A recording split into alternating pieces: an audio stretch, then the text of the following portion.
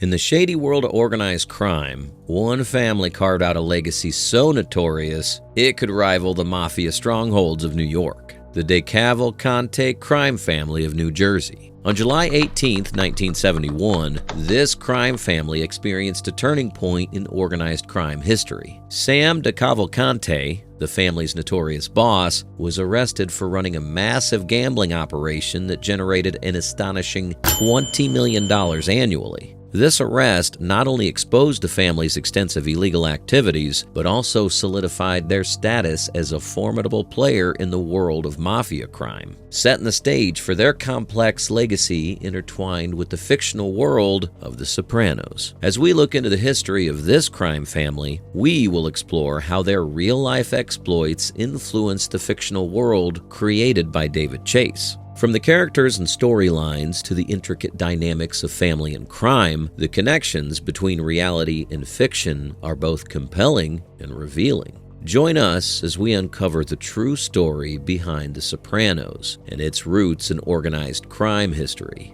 The DeCavalcante crime family, often referred to as the sixth family of the American Mafia, originating in the early 1900s, is one of the oldest mafia organizations in the United States, primarily based in Newark and Elizabeth, New Jersey. This criminal group, initially led by Filippo Big Phil Amari, gained prominence during Prohibition through bootlegging and various rackets. The family's recognition as a distinct entity came under Simon "Sam the Plumber" DeCavalcante in 1964, following a violent power struggle that resulted in the assassination of Stefano Badami in 1955. This crime family began with Simon DeCavalcante, known as Sam the Plumber and the Count. He was born in 1913 and was involved in a series of illegal gambling, murder, and racketeering for most of his life. In the early years, Sam owned a business, Kenilworth Heating and Air Conditioning in Kenilworth, New Jersey, which served as a legal front and source of taxable income, for which he gained the nickname Sam the Plumber.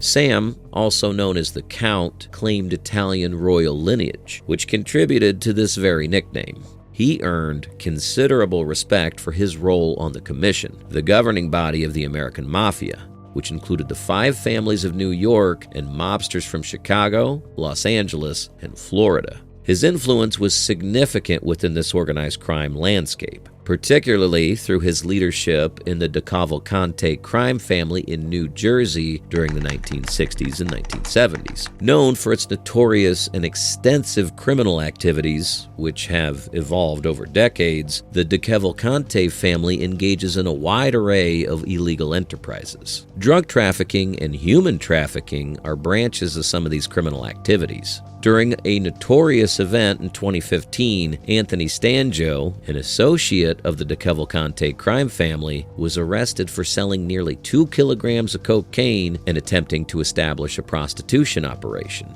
His arrest was part of a systemic law enforcement operation that targeted multiple members of the organization.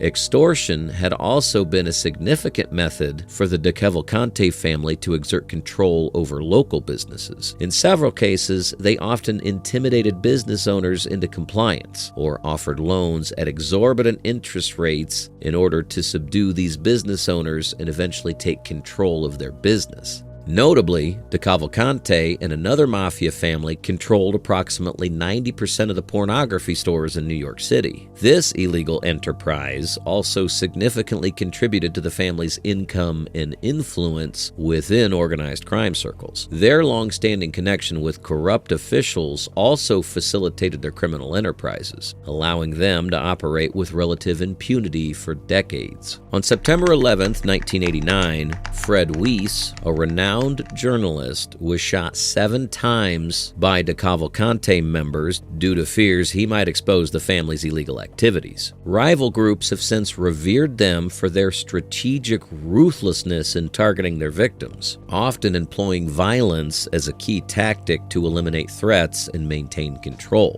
Just like Fred, The DeCavalcante family had a history of issuing contracts for hits on individuals perceived as threats or rivals. These contracts were typically executed by trusted associates skilled in assassination techniques. This was one of the leading operations associated with their notorious reputation within organized crime circles. After a murder, the members utilize methods that make body inspection difficult for law enforcement, such as dismemberment or incineration.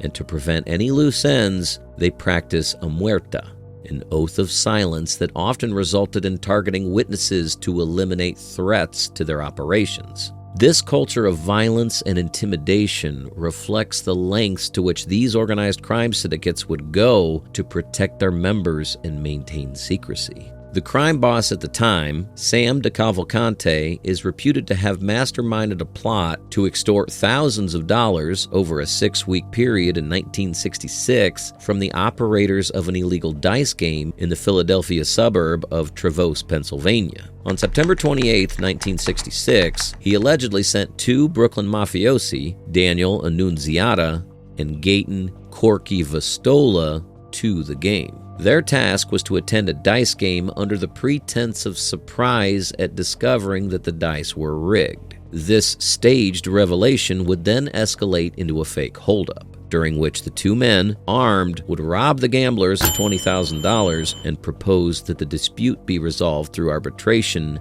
by the DeCavalcante crime family. The robbery took place at a motel in Trevose, where 4 gamblers were held at gunpoint and stripped of their cash. Over the following days, 3 meetings were held to negotiate a resolution. One at DeCavalcante's company in Kenilworth, another at a diner in Lawrence Township, and a final meeting at a different motel in Trevose. DeCavalcante mediated the matter, ultimately arranging a settlement of $12,000. Of this amount, Sam received $3,800 from the victims as a payment for his role as the arbitrator. The entire plot underscored both the family's manipulation and its calculated grip on disputes within the criminal underworld. However, the decline of the DeCavalcante family was just about to begin. On December 13, 1967, alongside Philadelphia crime boss Angelo Bruno, DeCavalcante appeared at Trenton Municipal Court to answer charges that they falsified applications for New Jersey driver's license. Subsequently, March 21, 1968, marked the date of their first arrest. Sam DeCavalcante, along with Gaetano Vastola and Daniel Annunziata, were arrested and indicted for conspiring to violate federal extortion laws after a lengthy investigation. DeCavalcante was apprehended at his plumbing business in Kenilworth, where FBI agents confiscated firearms from his office. On July 18, 1968, he faced state charges for illegally possessing a stolen .38 caliber pistol linked to a burglary in Pennsylvania. In an effort to find out if his client's offices in Kenilworth were bugged by authorities in relation to the Trevose extortion case, DeCavalcante's attorney, Sidney Chris Franzblow, requested a discovery motion argued on January 17, 1969, at which Deputy Attorney General William J. Brennan Jr. was called to testify regarding any electronic surveillance that may have been utilized prior to DeCavalcante's arrest. At the request of Franzblow, 2,300 transcript pages of taped conversations compiled by the FBI in the DeCavalcante papers were released to the public by David M. Satz Jr., the U.S. Attorney for the District of New Jersey, on June 10, 1969. Franzblow requested the release in order to learn whether or not any information leading to the indictment against his client was obtained via illegal wiretapping. The recordings were admissible as evidence because they had been made illegally and covered a period between 1961 and 1965, prior to the 1966 extortion specified in the indictment. The government maintained that the illegal wiretap was not the source of information that led to the indictments of DeCavalcante, Vastola, and Annunziata. Shortly after this period, DeCavalcante faced formal charges where he was among 55 men and women indicted by a federal grand jury on December 16, 1969. in connection with a $20 million per year interstate numbers racket centered in Newark and Troy, New York. U.S. Attorney General John N. Mitchell described the operation as one of the largest gambling syndicates in the United States. DeCavalcante was then formally charged with gambling offenses on January 2, 1970, shortly before attempting the wedding of his son, Carl DeCavalcante, a senior at the University of Vermont, to Cynthia Ann Snyder at St. Michael's Church in Trenton. Although he had initially barred news reporters from entering the ceremony, DeCavalcante relented and invited news people into the reception, saying, "You can drink what we drink and eat what we eat on me, but I don't want any of my guests embarrassed." Despite the restrictions, plainclothes policemen photographed the wedding from outside. The DeCavalcante papers transcripts were released on January 6, 1970 by Frederick B. Lacey, the new U.S. Attorney for New Jersey, following a request from defense attorney Sidney Franzblow. Franzblow inadvertently disclosed organized crime secrets by not limiting the release to defense counsel only. Consequently, Sam DeCavalcante dismissed him and hired Raymond A. Brown as his new attorney. The release of these transcripts revealed extensive details about Mafia operations, significantly impacting Sam DeCavalcante's extortion trial. Initially set for February 16, 1970, the trial was delayed as defense attorney Raymond A. Brown needed time to prepare. During the trial, the prosecution argued that DeCavalcante orchestrated an extortion scheme involving a $12,000 settlement from victims of a rigged dice game, for which he received $3,800 as an arbitrator. This case highlighted the intricate connections between organized crime and local politics, revealing corruption and illegal activities within New Jersey. The defense did not present any witnesses or evidence and relied instead on summations to the jury. DeCavalcante maintained throughout the trial that he had been framed and that he had only served as an impartial mediator in a gambling dispute. On September 24, 1970, following an 8-day trial, DeCavalcante was convicted by a federal jury in Newark of 3 counts of conspiring to extort money from the operators of the Trevose dice game. It was the first criminal conviction of DeCavalcante, who was 57 years old at the time. He received the verdict impassively, according to the New York Times. His bail was set at $50,000 by the U.S. District Judge Lawrence A. Whipple. Sam's co-defendants, Annunziata and Vastola, were convicted on 1 count each. DeCavalcante was sentenced on October 2, 1970 to the maximum penalty of 15 years in prison. Following his sentence, DeCavalcante said, "What can I say? I don't know what happened. I tried to make things equal, but it's part of life. We take the bad deals with the good deals." In January 1971, DeCavalcante pleaded guilty to a charge of conspiring to operate the Newark-Troy numbers racket at a secret federal court hearing in Newark.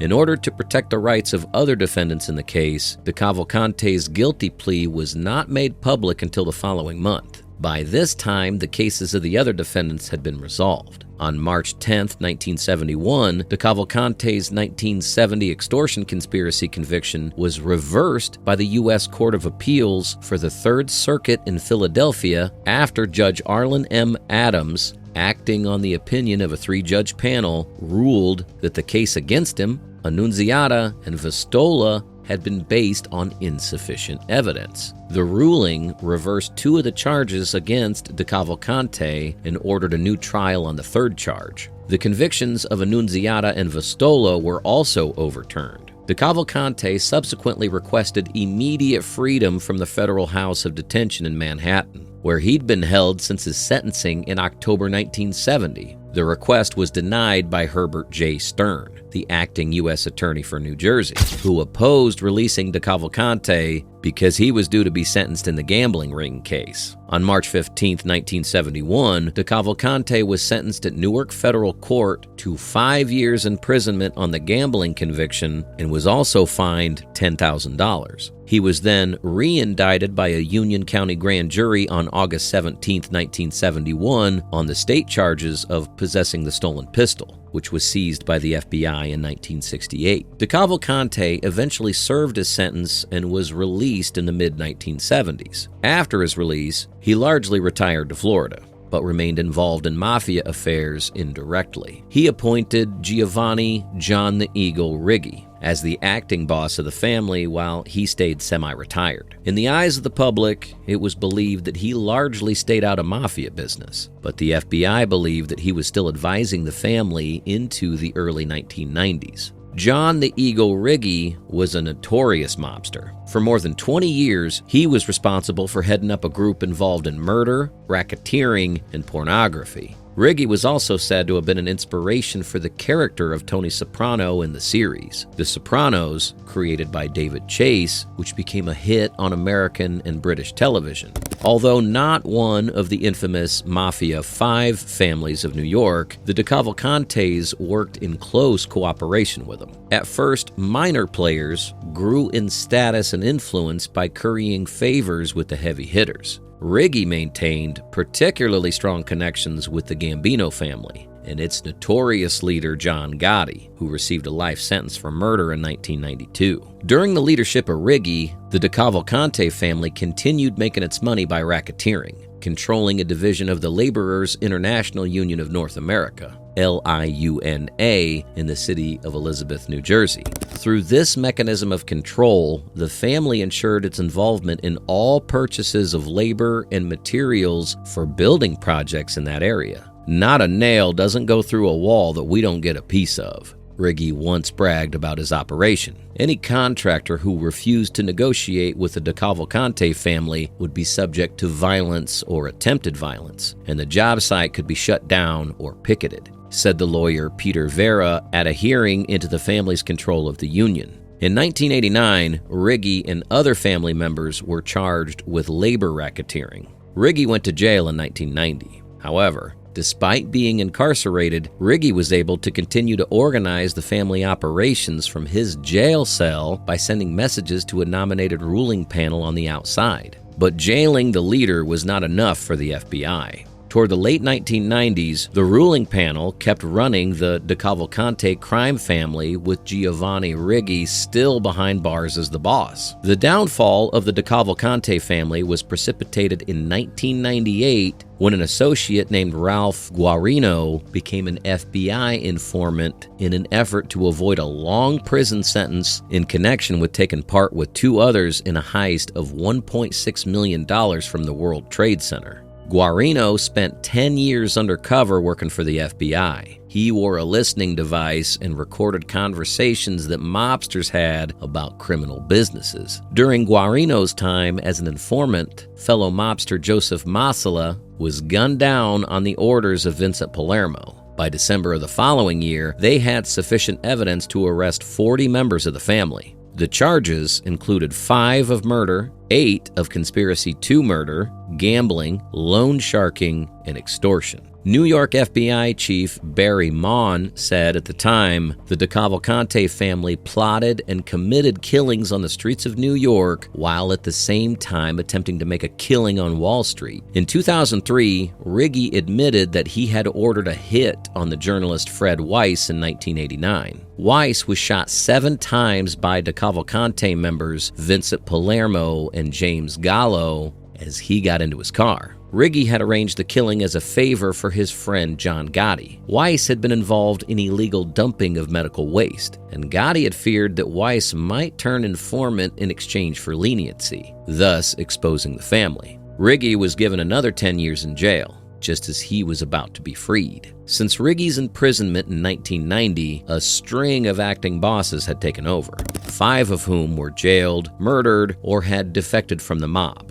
including Johnny Boy D'Amato, who was killed because he was bisexual. Nobody's going to respect us if we have a gay homosexual boss sitting down discussing La Cosa Nostra business, the killer, Anthony Capo, later testified. Before their ultimate trial, Palermo realized they'd likely spend the rest of their lives behind bars and decided to cooperate with the FBI in exchange for a lenient sentence. This resulted in the arrest of 12 more men less than a year later, decimating the crime family's hierarchy and putting it on the brink of extinction. Other top members, like Anthony Rotondo and Anthony Capo, also agreed to become government witnesses for reduced sentences. In 2001, 20 mobsters were charged with racketeering, 7 murders, 14 murder conspiracies, attempted murder, extortion in the construction industry, and stock fraud. This was the 4th indictment of the family since 1999. Since then, several other top mobsters have agreed to become government witnesses in exchange for being given lenient or no sentences at all. U.S. law enforcement even put Giovanni Riggi on trial. He was hoping to be released in 2003, but he was eventually sentenced to 10 additional years in prison. Between 1999 and 2005, the family faced a substantial decline, with approximately 45 members imprisoned, including key figures such as the consignee and 7 capos. This period of incarceration weakened the family's influence, allowing New York's 5 families to dominate many rackets in northern New Jersey. The Sopranos, however, first aired on British television in 1999, with the lead character, played by James Gandolfini, said to be based on a pastiche of John Riggi and his predecessor, Simon de Cavalcante. Clive James penned an admiring retrospective review last year. In the dark night of the soul, it's often 3 o'clock in the afternoon on the pool terrace of a mobster's house in New Jersey. He wrote, "The rule of law exists only to be flouted, power to be flaunted, any scruple to be parodied. It's appalling. I love it." The story of the de Cavalcante family is not just about crime. It reflects the complexities of loyalty, power struggles, and the inevitable downfall of organized crime. Their legacy lives on through The Sopranos, where Tony Soprano's character draws heavily from real-life figures like Vincent Palermo. As we reflect on this narrative of rise and fall, it serves as a reminder that power gained through illicit means often comes at a steep price, one that can lead to both glory and destruction. If you found this exploration into the Sopranos family intriguing, don't forget to like, subscribe, and hit that notification button for more deep dives into organized crime stories that shaped our culture. See you in the next video. Adios.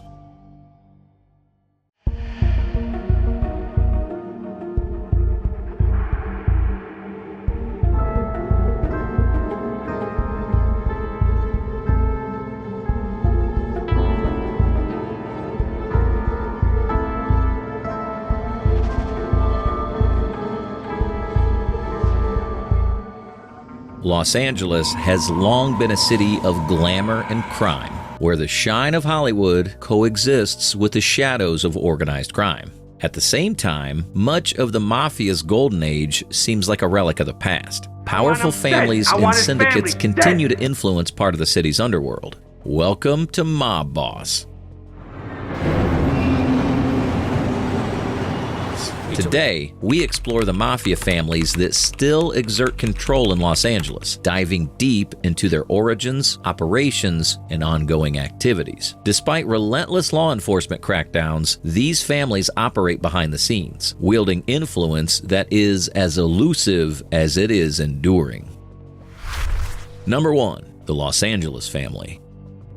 The Los Angeles family, or LA Mafia, is one of the oldest and most successful criminal organizations in Southern California. The history of the Los Angeles Mafia dates back to the early 1900s when Joseph "Joe Iron Man" Artizone was able to set himself in the Italian-American community. Artizone was violent and extorted rivals to gain control over territories, including the Italian Plaza district in downtown LA. His biggest war was with the Mentranga family, another Italian gang that wanted to control the city. This hostile war defined the early development of the criminal syndicates in Los Angeles. The family was left in a state of confusion when Artizone, who died in 1931, disappeared under still unexplained circumstances. But it also cleared the way for Jack Dragna, who brought in the golden age of the Mafia in Los Angeles. Dragna was a very intelligent and eloquent man who was nicknamed the Gentleman Gangster. He was able to stabilize and grow the family, making them diversify from the basic activities of extortion and bootlegging.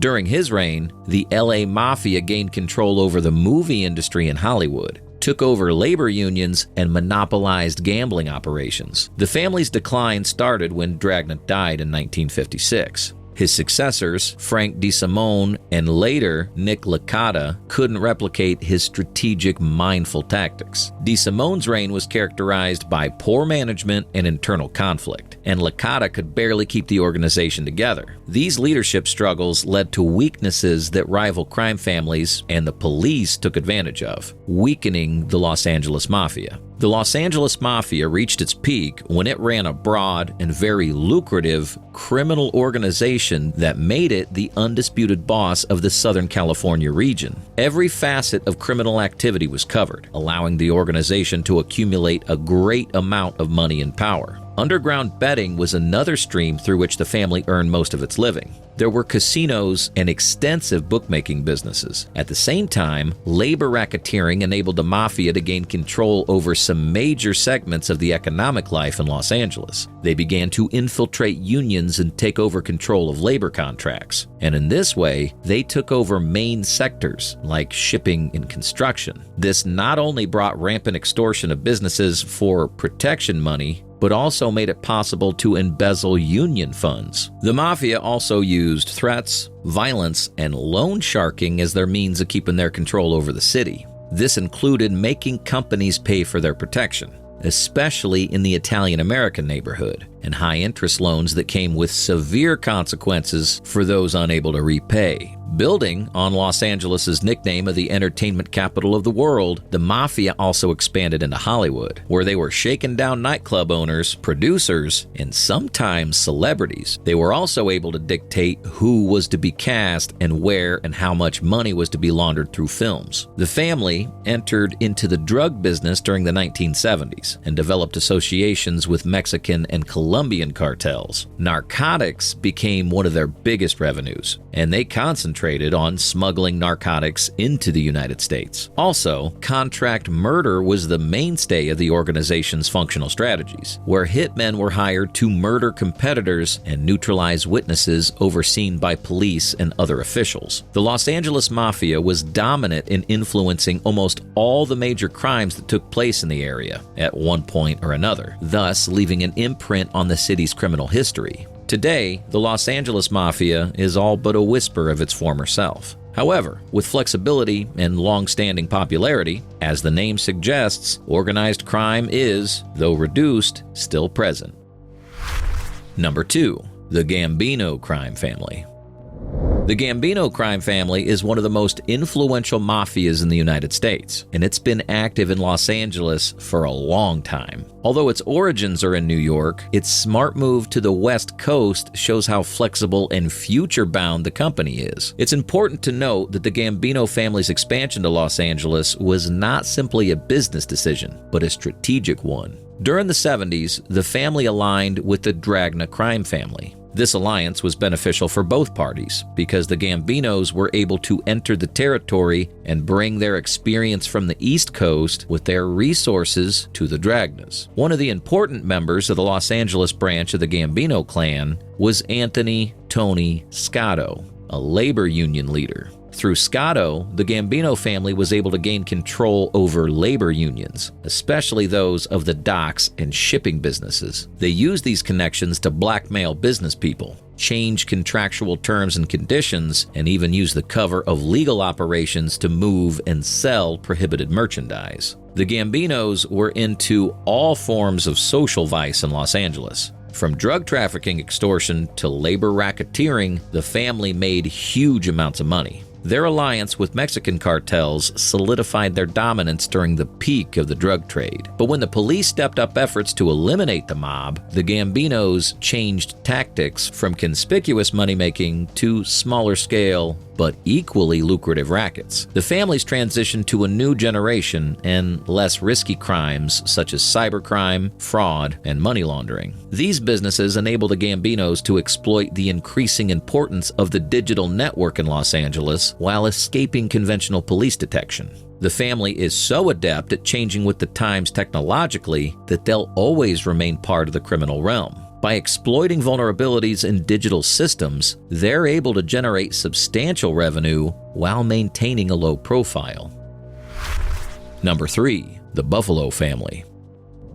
The Buffalo crime family is one of the lesser-known crime families in New York, but they too have had a proper place in organized crime, and they do control a certain portion of the business in Los Angeles. Their size and lack of notoriety might be less compared to the more famous gangs, but their background, bosses, and criminal activities demonstrate their long-term resilience and impact. Buffalo crime family, also referred to as the Magadino family, was established in the early 20th century in Buffalo, New York. Stefano Magadino, a Sicilian, was a feared man who later took the leadership in the 1920s. During Prohibition, Osborne guided the family to diversify and grow even further. The distribution of liquor from Canada to the United States became a very profitable business for the family. It was through this cross-border smuggling that they gained control over the region and worked towards the creation of a powerful mafia organization. In his years as the boss, Magadino was able to forge alliances with other mafia families, such as the Chicago outfit and the Genovese family of New York. These connections enabled the Buffalo crime family to move its operations way beyond its regional area of operation,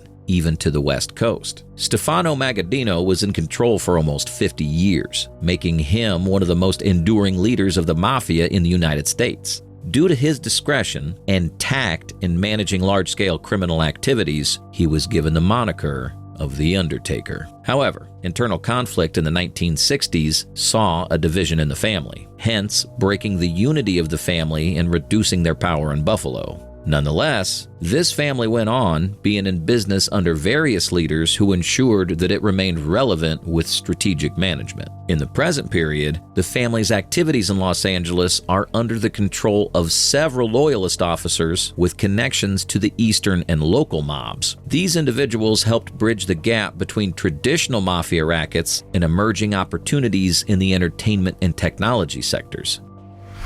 Number 4. The Trafficante family.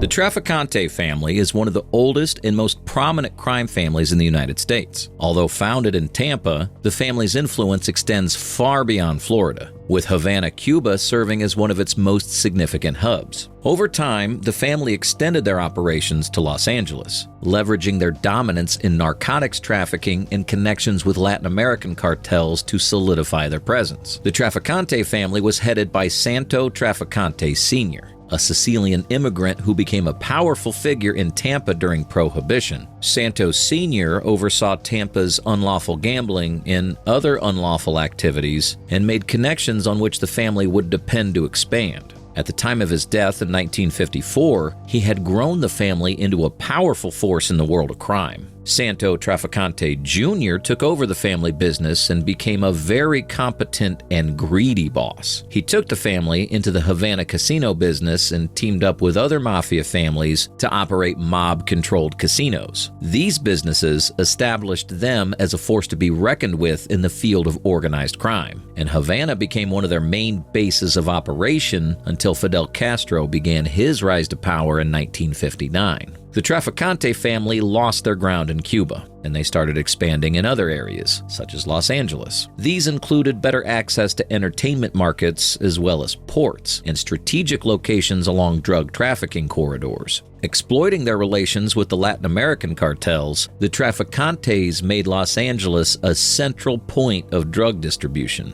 They had relatives in Cuba, and as such, they received regular consignments of cocaine and heroin, which they then sold throughout the United States. They displayed great wisdom upon arriving in Los Angeles. The Trafficante family had to establish cooperation with the local criminal groups and other mafiosi who worked in the city so that no one would hinder their business. These partnerships enabled them to work within the criminal environment in Los Angeles while keeping their core business of drugs. The Trafficante family was involved in criminal activities in Los Angeles, and their main source of income was from the drug business. But they were also involved in other unlawful activities. They dealt in loan sharking, money laundering, extortion, and labor racketeering. Their experience in gambling also provided them with new opportunities in Los Angeles, especially in the form of illegal betting and linkages to underground casinos. Santo Trafficante Jr. played a significant role in determining the direction of the family.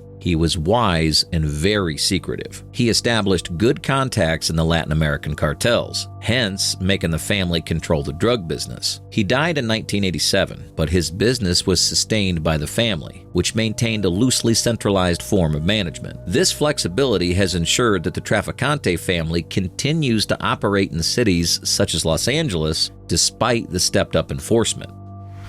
Number 5. The Colombo crime family.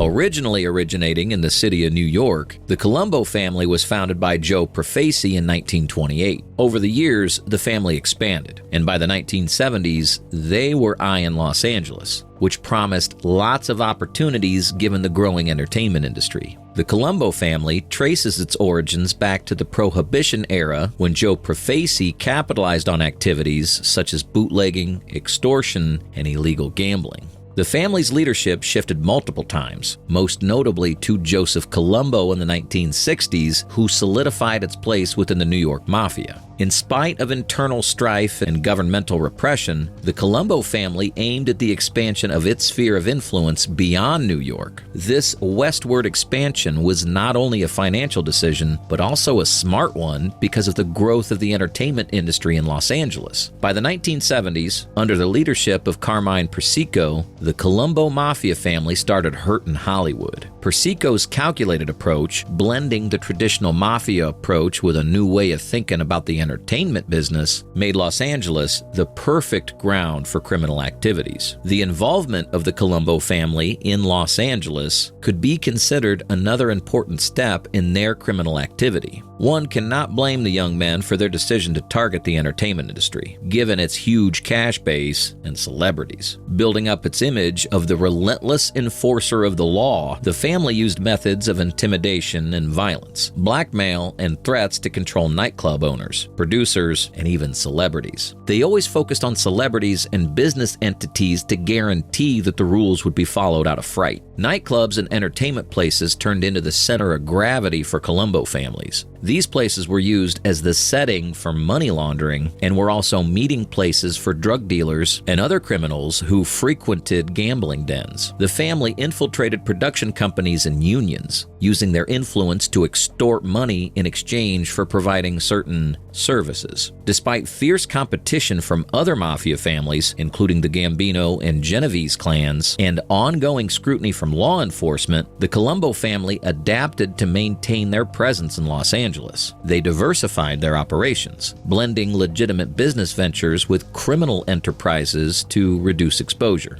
This adaptability has allowed the Colombo family to maintain influence, even as other mafia factions have waned. Number 6. The Genovese crime family.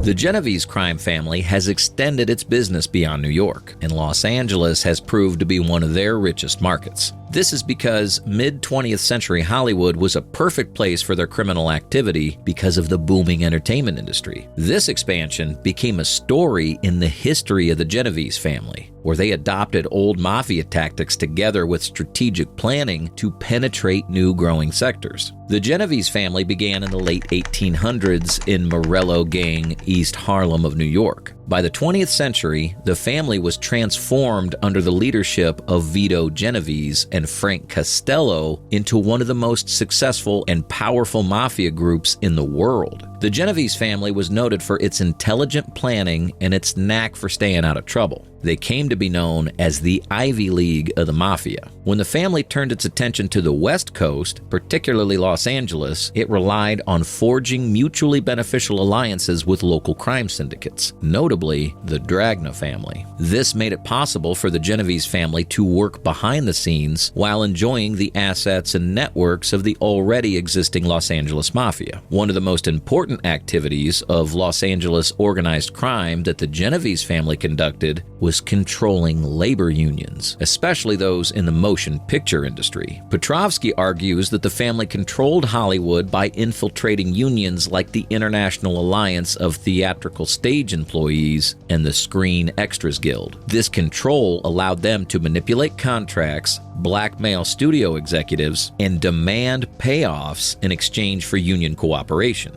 Union control provided a steady stream of illicit income, achieved through force and intimidation. This dominance over Hollywood's labor unions cemented the Genovese family's influence in Los Angeles during the mid-20th century. The Genovese family's influence went way beyond the unions of the laborers. They managed to carefully market some of them. And unlike the record companies today who control every aspect of an artist's career, they would only market artists who agreed to do as they were told or split the profits of their productions. They controlled the record distribution networks, shaping musical careers and regulating the flow of money within the industry. The Genovese family's influence extended to radio stations and concert promoters, where they used threats to manipulate radio stations and record companies. By controlling the most popular artists for radio performance and paid engagements, they profited not only from the artists themselves, but also from the broader entertainment industry. While the Genovese family no longer holds the same level of control over Los Angeles as it did decades ago, remnants of their influence remain.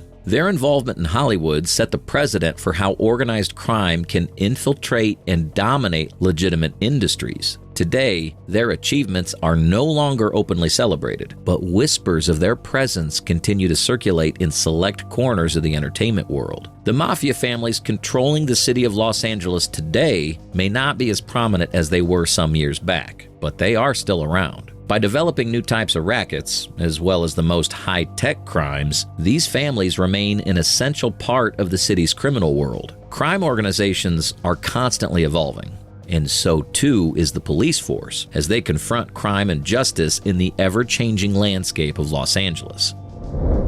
Thanks for joining us on this journey. If you're hungry for more stories about crime legends and their hidden empires, click on the videos appearing on your screen. And of course, don't forget to subscribe to Mob Boss for more deep dives into the world of organized crime. See you next time.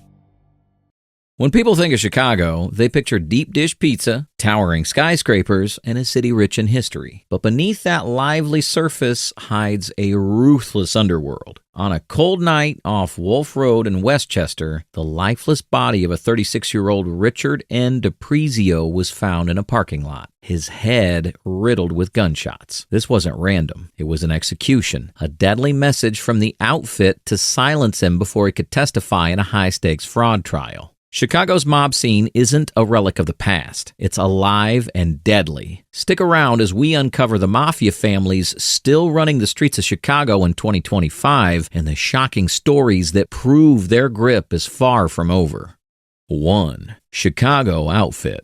Chicago is considered the most gang-occupied city in the United States, with over 150,000 gang-affiliated individuals spread across more than 100 gangs. What's special about Chicago outfit was how they were able to control key areas like Elmwood Park, Melrose Park, Chicago Heights, Rush Street, Grand Avenue, and even Chinatown, creating a vast network of criminal enterprises. One of the earliest figures to centralize power in Chicago's criminal world was Big Jim Colosimo.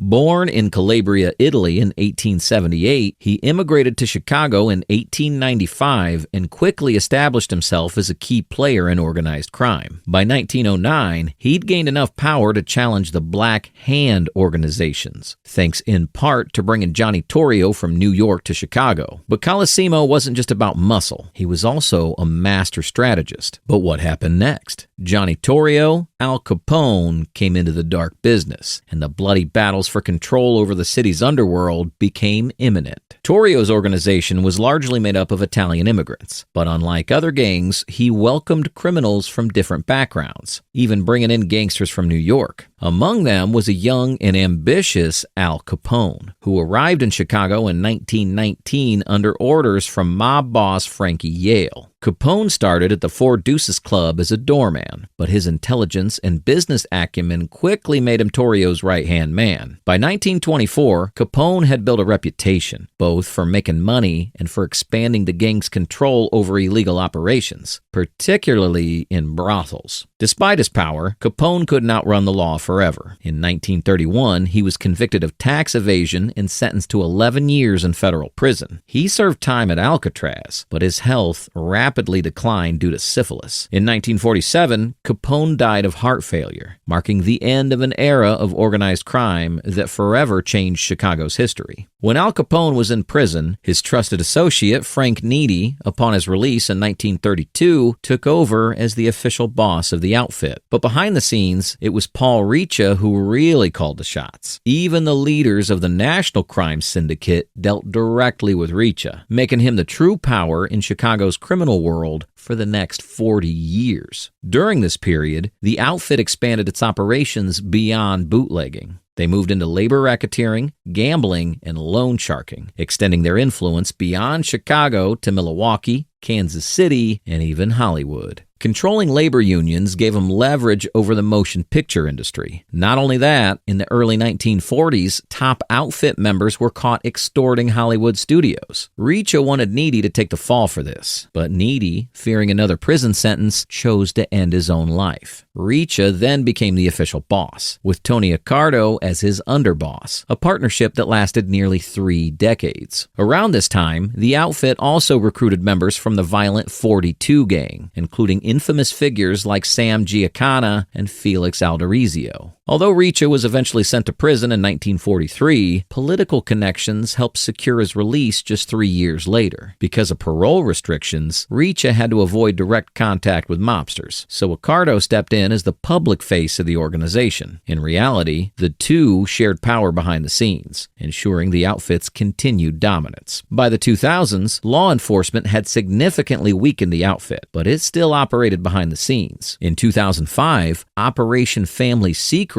led to the arrest of 14 members, including Joseph Lombardo and James Marcello. One of them, Nicholas Calabrese, became the first member of the outfit to testify against the organization, exposing decades of criminal activity. Today, the Chicago outfit is a shadow of its former self. As of 2007, it was estimated to have around 28 core members and over 100 associates. From 1996 to 2018, it was believed to be led by John DeFranzo. As of 2021 till today, Salvatore De Laurentiis is rumored to be in charge of running the underworld shots. Outfit doesn't run alone in the heart of Chicago. They run things in the shadows with our number 2. The Genovese crime family.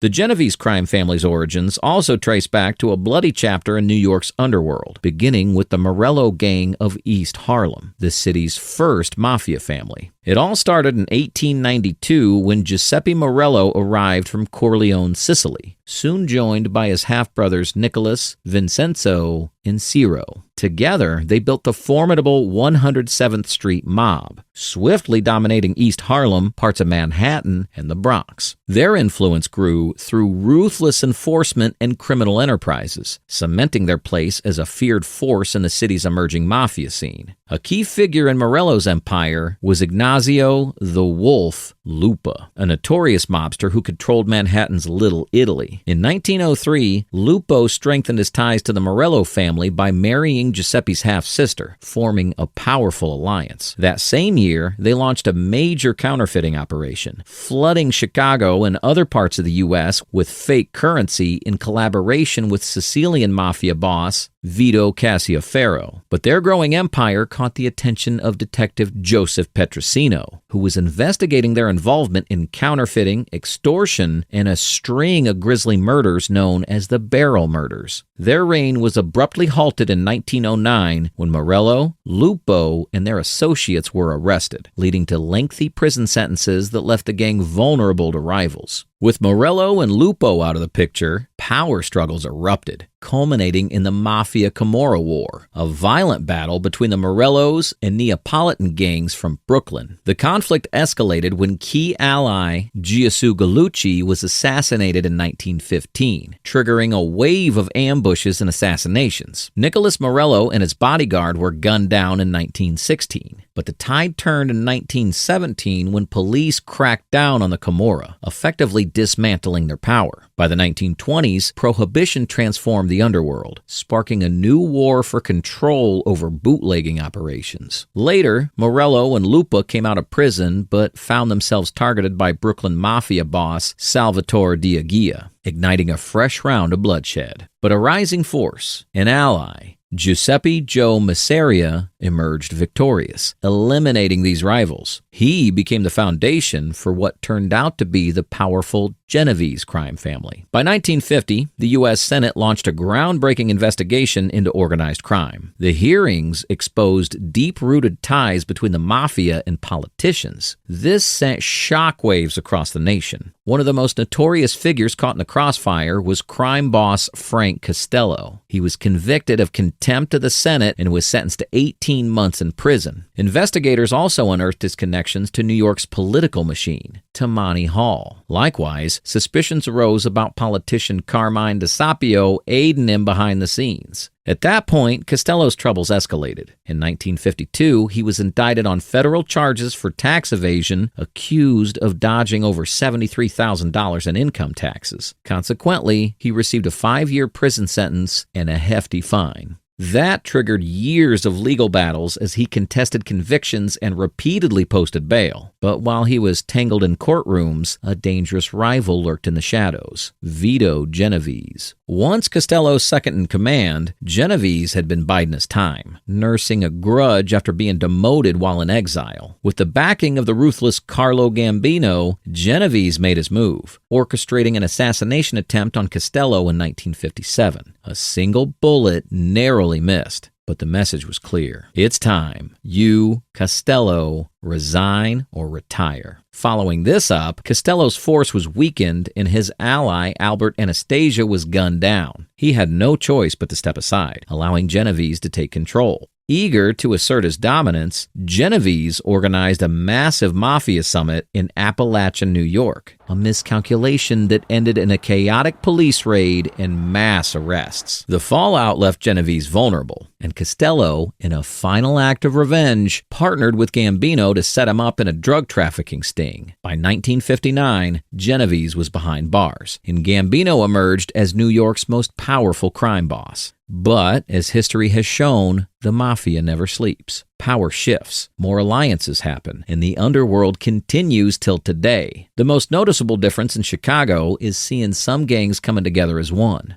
For instance, the Folk Nation. The Folk Nation isn't just another gang, it's an alliance. And the mastermind behind it? Larry Hoover, the leader of the Gangster Disciples. Now, how did this even happen? Well, Chicago's gang scene became so intense. Rivalries weren't just about turf, they were about survival. Larry Hoover, the leader of the Black Gangster Disciples, took a stand in Statesville Prison. He organized a work stoppage because prisoners were getting rotten food and treated terribly. Even rivals of his gang joined in. After that, gangs that didn't have issues with Hoover started coming together, forming what became the Folk Nation behind bars. For real, he brought together black, white, and Latino gangs under one umbrella. Fast forward to 1979, and this alliance was becoming tighter. The Simon City Royals, one of the groups involved, decided to call it Folks. From that point on, any gang in this alliance was called Folks. By 1980, the Folks had some serious structure behind bars, and the term started spreading to the streets.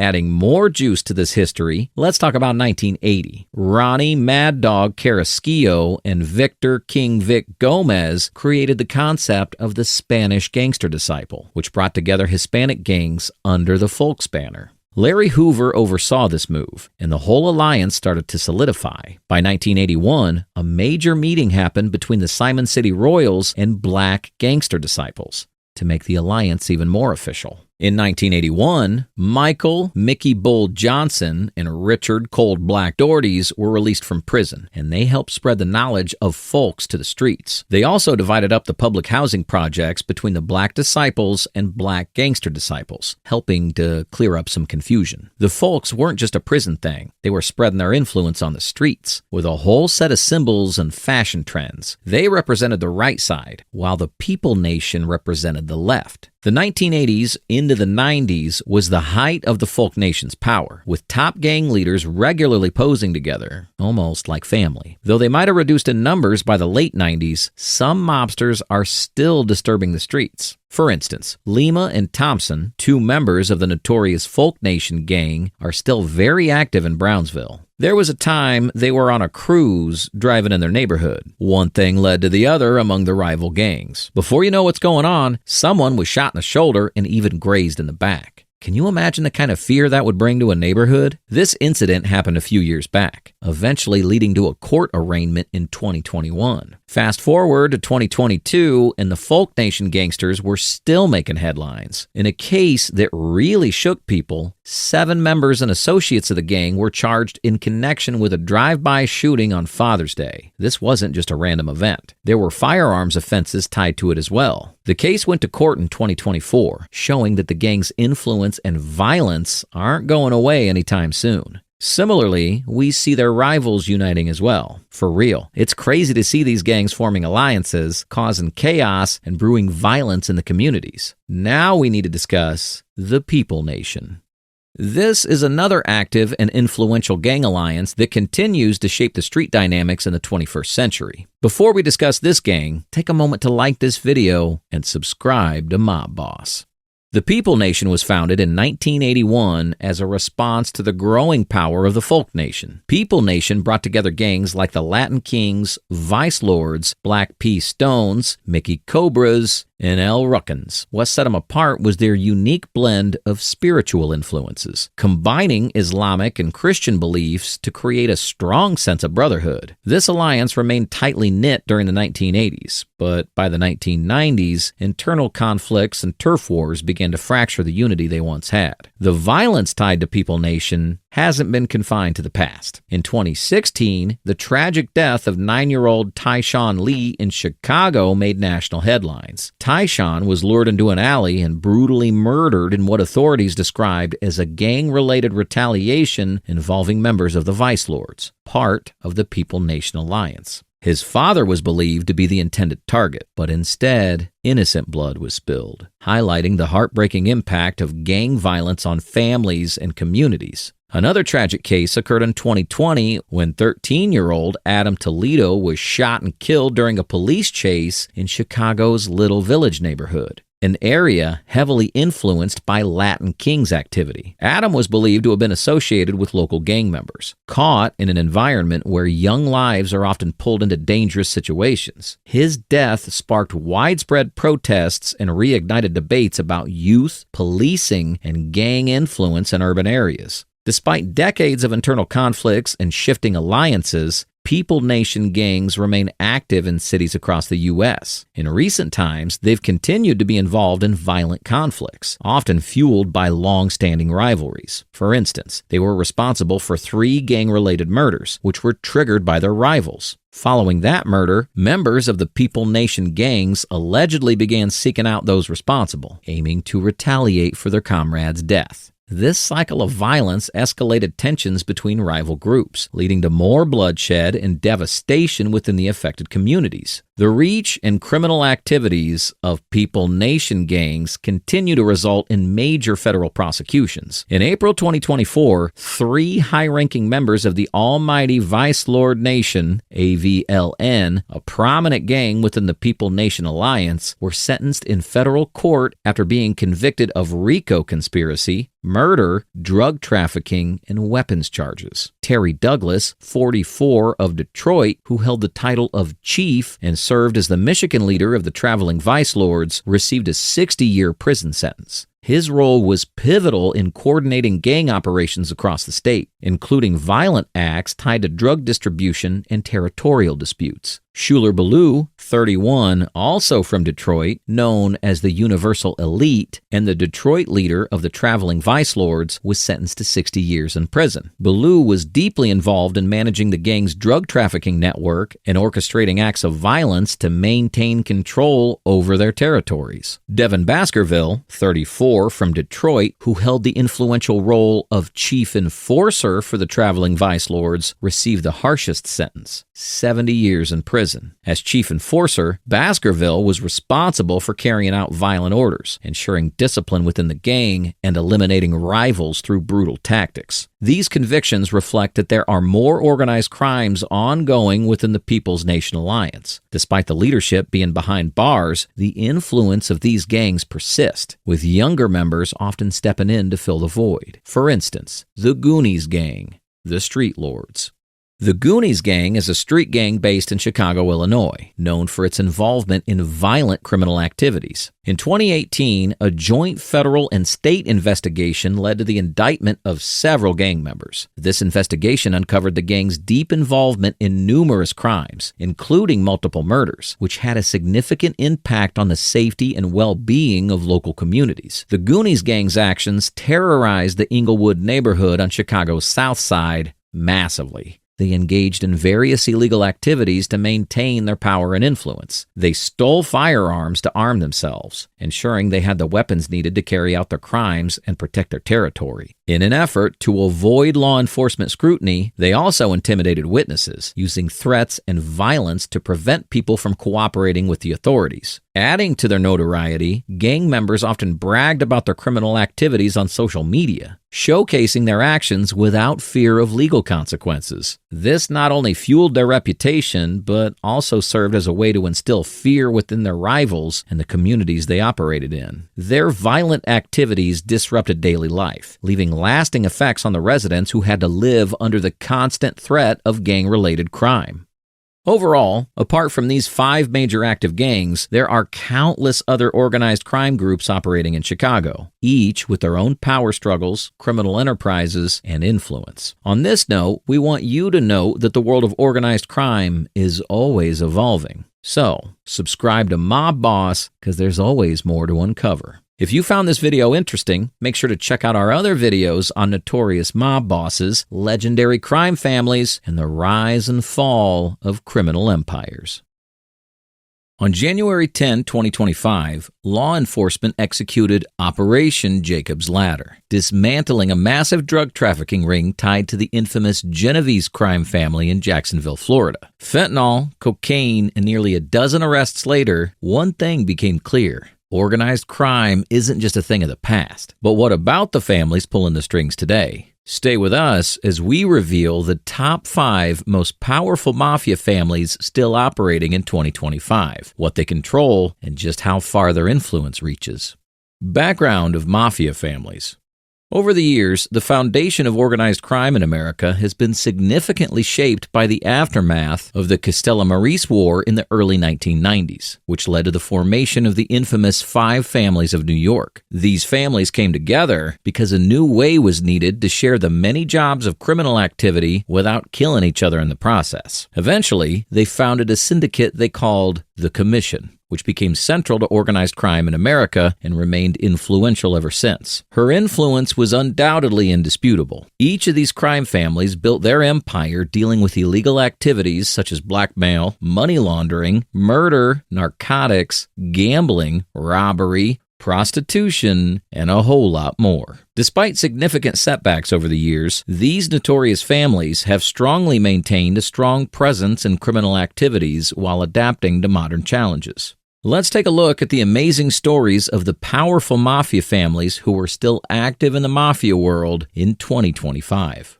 At the top of our list, we have the Genovese family. This crime family, also known as the West Side, is an Italian-American mafia criminal family and one of the 5 families that dominate organized crime activities in New York City and New Jersey as part of the American Mafia. The Genovese family has controlled many small mob families both in the U.S. and abroad, including ties to groups in Philadelphia, Cleveland, Patriarca, and Buffalo. They've adapted to changing law enforcement methods and societal changes, shifting from traditional mob crimes to more advanced schemes that fit today's economy. Charles Lucky Luciano was the founder of this contemporary dynasty, which was known as the Luciano criminal family in 1931 before Genovese took over power and officially renamed the family after himself. In recent years, the Genovese family has increasingly engaged in white-collar crimes, particularly during the housing bubble of the late 2000s. They exploited weak banking laws to run large-scale mortgage fraud schemes, often tied to loan sharking. Victims were pressured to take out mortgages on their home to repay debts to mob lenders. This fraudulent activity not only benefited the family, but also allowed them to maintain control over their customer base through monetary exploitation and intimidation. As of late 2024 and early 2025, the Genovese family had been linked to a variety of racketeering enterprises. A notable operation named Operation Fistful resulted in the indictment of several members of the dynasty for their involvement in loan sharking, illegal check cashing, and money laundering. Investigations revealed how the family used respectable enterprises as cover for their illegal activities. The GTS Auto Carriers, a transport firm run by the family, was one of their larger criminal enterprises for siphoning funds through fraudulent methods while maintaining an external appearance of legitimacy. The more you look, the less you see. Recent indictments, on the other hand, have revealed continued involvement in illicit gambling operations as the family has become acquainted with technology improvements that allow them to incorporate internet betting networks into their casino enterprises. This shift not only increased their clientele, but also made it more challenging for law enforcement to track their activities. The Genovese family's leadership structure remains relatively opaque, as is typical of their operations. Following the death of Vincent Chin Gigante in 2005, there was concern that the family's hierarchy was in disarray. However, Liborio Barney Bellomo appears to have risen as a prominent player within the organization.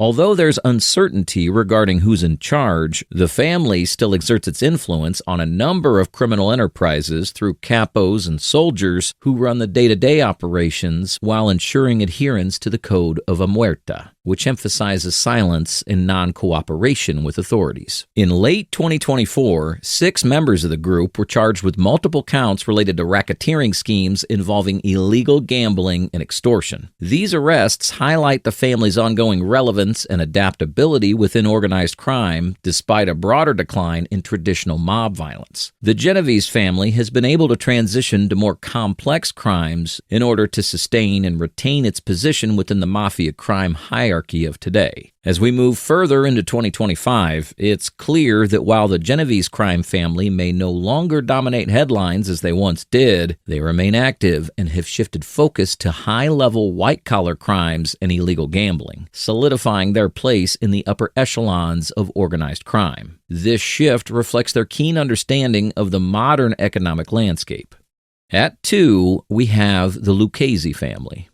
What if power wasn't determined by your net worth, but by the amount of fear you could instill in your enemies? The Lucchese crime family has changed a great deal in the past few years, reshaping their methods to stay effective in the face of a rapidly changing world against organized crime. Latest accounts indicate that the family still plays a role in crimes such as gambling, lending at high rates of interest, and dealing in narcotics as it strives to operate around the police in the shifting landscape of the Mafia worldwide. The Genovese family ran a large online gambling operation called Rhino Sports for over 15 years. They used offshore servers to handle millions in illegal sports bets. Anthony Villani managed the operation, with several associates collecting and paying out winnings in cash. The business served hundreds of bettors weekly, mostly from the New York area, highlighting the family's skill in using modern technology for traditional mafia activities. Additionally, the family has maintained its foothold in loan sharking. In March 2018, a significant crackdown on loan sharking operations led to the arrest of Lucchese members who were accused of charging exorbitant interest rates, averaging over 200% per year, creating a cycle of debt for their victims. This operation was described as one of the largest loan sharking sharking cases investigated by authorities, indicating the family's persistent engagement in predatory lending practices despite increased scrutiny from law enforcement. The leadership structure within the Lucchese family remains complex and opaque to the public. Although Victor Amuso continues to be recognized as the official boss while serving a life sentence, much of the day-to-day operations are managed by acting leaders such as Matthew Madonna and Stephen Cree. These leaders have been involved in various criminal enterprises that generate substantial profits for the organization, particularly through labor racketeering and construction fraud. Reports indicate that Cree's operations alone yield annual profits ranging from $300,000 to $500,000. Law enforcement's relentless efforts to dismantle organized crime have certainly caught the attention of the Lucchese family. Major operations like Operation Heat and Operation Night Gallery have resulted in the arrest and indictment of several high-ranking members. In May 2017, a massive FBI operation resulted in multiple arrests within the family on various criminal charges, including racketeering, murder, and narcotics trafficking. These ongoing legal challenges reflect a broader trend affecting all organized crime families as they grapple with an increasingly vigilant justice system. Despite these challenges, the Lucchese family has demonstrated resilience. The ability to adapt their strategies, such as embracing online platforms for gambling, illustrates their ongoing relevance in organized crime. Furthermore, their historical ties to labor unions and construction industries continue to provide lucrative opportunities for illicit activities. The Bonanno family. In the dark alleys of New York City, where whispers of loyalty and betrayal intertwine, one name is echoed through the decades: the Bonanno crime family. From their Sicilian roots to their status as one of the most feared and respected families in organized crime, the Bonannos have navigated a treacherous path of power and deception. The name Bonanno comes from Joseph Joe Bananas Bonanno, who took over as leader after Maranzano's death. As one of the longest-serving bosses in Mafia history, Bonanno led the family for over 30 years, during which the family grew in power and influence. The Bonanno family saga began in the late 19th century in Castellammare del Golfo, Sicily. Founding patriarch Salvatore Maranzano established a foothold in New York City, and after his assassination, Joseph Bonanno emerged as a formidable leader at just 26 years old. He led the family into illegal activities such as gambling, loan sharking, and drug trafficking, securing their place among New York's 5 families of organized crime. But it wasn't all roses. Of course. Joseph Bonanno attempted a coup against other mafia leaders, but it backfired, leading to his disappearance. He went into hiding for several years, and this triggered a violent power struggle within the family, known as the Bonanno War. Although this turmoil weakened their position, it didn't erase their place in history. It wasn't until the 1990s that they began to rise again under the leadership of new bosses. By the beginning of the new century, Massino had reestablished the family's operations and made them prominent again. In a surprising twist, Massino became a government witness in 2004, complicating the family's standing within the criminal organization. In January 2018, the family faced renewed scrutiny following a lengthy investigation by U.S. Immigration and Customs Enforcement, ICE. Homeland Security Investigations, HSI, and various federal and local agencies. It was a long investigation that ended up in 10 people being indicted, including 8 members of the Bonanno family, including the acting boss, Joseph Camarano Jr., and his consigliere, John Zancocchio. They faced charges that encompassed a wide array of criminal activities, including extortion, loan sharking, wire and mail fraud, narcotics distribution, and conspiracy to commit murder. This indictment depicts the prevalence of this dynasty in the world of organized crime, operating through intricate hierarchies and crews led by captains. In August 2022, federal authorities charged multiple members for running illegal gambling operations that raked in significant profits. These operations were cleverly laundered through various methods to avoid detection by law enforcement. Fast forward to January 2025, the Bonanno family remains active but has adapted to modern law enforcement tactics. Recent indictments reveal that they're deeply involved in racketeering and illegal gambling operations disguised as legitimate businesses like shoe repair shops and coffee shops across New York. Following their release, acting boss Joseph Camarano Jr. and consigliere John Zancocchio are fully in control of the family, overseeing a range of other activities including extortion, loan sharking, and drug distribution, ensuring that while their methods may have evolved, their grip on organized crime remains firm. At number 4, we have the powerful Colombo family. The Colombo family has experienced a resurgence in criminal activity, regaining strength through 2024 and into early 2025. However, over the years, the family's been dwindling due to the police crackdown and power struggles. But recent reports show that the younger generation is trying to come up and assert themselves through the traditional mob ways. In January 2025, law enforcement agencies reported that the Colombo family had increased the use of violent tactics in its operations. Younger members have been accused of forcing local business owners to close their companies through threats of violence if they do not comply with their demands. This increase in violence is not unique to the Colombo family. It's part of a broader trend in organized crime where factions fight for control and dominance of their territories, especially in Brooklyn and Staten Island. Federal investigations have shown that the Colombo family is involved in several criminal activities. An indictment was recently filed against several members of the family on charges of racketeering, extortion, and loan sharking, and the activities are said to have started as far back as 2014. Among those arrested was Joseph Amato, believed to be a captain of the Colombo family, along with his associates, who were involved in violent confrontations to maintain their power and control over criminal operations. Furthermore, there are claims of an effort to manipulate NCAA basketball games, indicating that the family is still involved in sports bribery. These activities highlight the family's resilience and ability to adapt, maintaining a stronghold in organized crime despite enduring years of legal challenges. The leadership structure of the Colombo family has evolved recently. Following the death of longtime boss Carmine Persico in 2019, Andrew Mush Russo took over until he died in 2022. The current acting boss is Little Robert D'Onofrio, who has managed to evade substantial legal repercussions while orchestrating operations from behind the scenes. His leadership marks a shift as he navigates the complexities of modern organized crime while trying to restore the family's former influence. Regardless of their diminished status compared to their peak years, federal authorities emphasize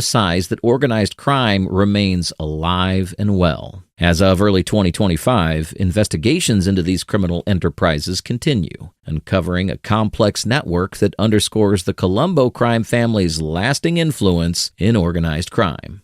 Last on our list for today is the Gambino family. The Gambino crime family was once the most feared and powerful of the 5 families, enduring decades of violence, betrayal, and resurgence. This notorious mafia group was founded in the early 1900s by Sicilian immigrant Carlo Gambino, and ever since, they've navigated the treacherous path of organized crime with ruthlessness. Carlo Gambino's rise to power in the 90s marked a turning point for the organization with strategic marriages and alliances which allowed him to consolidate power, expanding his operations into various illicit activities such as prostitution, drug trafficking, and extortion. Under his leadership, the Gambino family became synonymous with organized crime in America, absorbing smaller families and establishing dominance across the East Coast. However, this family and its affiliates are one of the biggest organized crime groups in the United States even today. They've shown unparalleled persistence in the face of police crackdowns and changes in the crime dynamics. Today, the family continues to carry on several criminal businesses, although not as openly as before. In November 2023, a major police operation led to the arrest of 11 suspects, alleged to be members and associates of the Gambino family. The charges against them are racketeering conspiracy, extortion, retaliation against witnesses, prostitution, and acts of violence to acquire and retain a position of control over New York's carting and demolition businesses. It's been claimed that these members used assaults and arson to intimidate the residents in the area and make them comply with their demands. In one instance, they threatened a victim with a baseball bat and even set the victim's property on fire while the victim was still in the house. The indictment showed a course of action that consisted of violent extortion attempts in which they demanded so-called tribute from the owners of various businesses. The criminals used various methods to avoid detection while controlling the lucrative garbage and construction industries. Furthermore, some of the members were accused of embezzling money from employee pension plans and fixing the prices of demolition projects. The Gambino family did not emerge unscathed in 2024. In June 2024, a widespread roundup focused on their illegal sports betting, which handled more than $22 million in wagers. This operation also entailed loan sharking activities that created huge weekly revenues. All these operations indicate that organized crime is far from gone. As of January 2025, reports suggest that the Gambino family is still able to run successful businesses despite increasing law enforcement efforts. The family's criminal activities have evolved over time. While traditional crimes like extortion and loan sharking remain key, they have expanded into more complex schemes like financial fraud. Their long-standing ties to labor unions give them leverage over construction contracts and city projects, allowing them to exploit these sectors for profit. As we look at these powerful mafia families in 2025, it's clear that while they may operate in secrecy, their influence remains formidable in organized crime. If you found this exploration into the world of organized crime fascinating, take a moment to like this video and share your thoughts below. What do you think will happen next in this ever-evolving saga? Turn on your notifications so you don't miss an episode as we uncover more secrets from the Mafia underworld.